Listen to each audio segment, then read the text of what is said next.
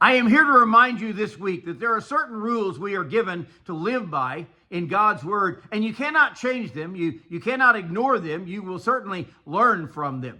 Good morning. This is Pastor Ernie Lewis of the Blue Point Church in Sisney, Illinois, with your thoughts from God's Word for Monday.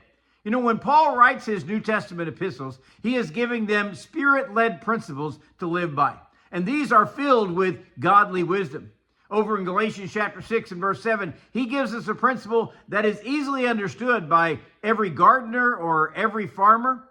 He says in Galatians 6:7, "Do not be deceived, God is not mocked.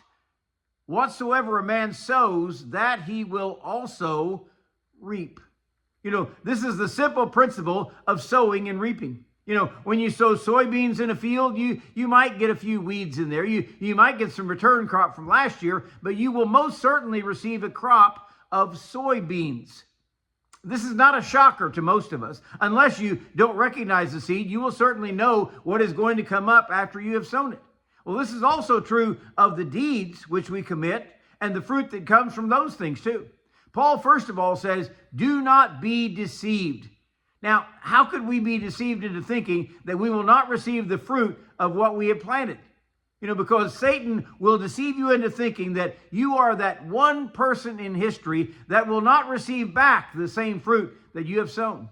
Even Jesus said in Matthew chapter 7, "Do men gather grapes from thorn bushes or figs from thistles?" So many live their life in sin, and they don't expect to receive any consequences, like they're immune from the after effects of their ungodly lives.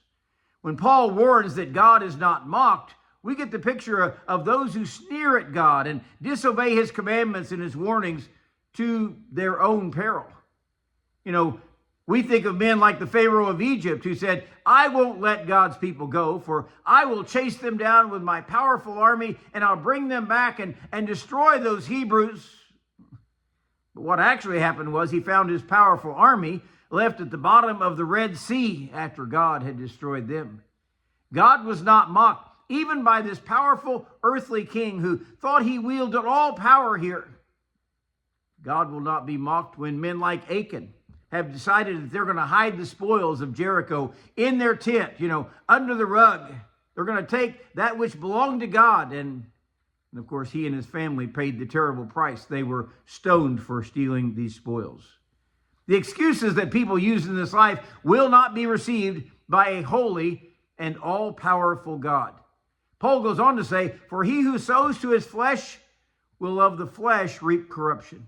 But he who sows to the Spirit will of the Spirit reap everlasting life." So what kind of investments are we making in this life? If we sow to the flesh, we fulfill our own desires instead of what God is calling for us to do, we will reap corruption or perhaps even judgment. But for those who are seeking to sow to the Spirit, they are actually planting seeds in God's garden that are pleasing to him. And they will reap blessings down here and everlasting life to come. This is a pretty hard and fast rule in life. Whatever we sow in this life, we will reap accordingly. So don't try to mock God by living out your life in opposition to him and his will for you. Or don't try to deceive yourself. Instead, we should be living our life in his will and for his glory. For he says in this next verse, "Be not weary in well-doing, for in due season you will reap if you faint not."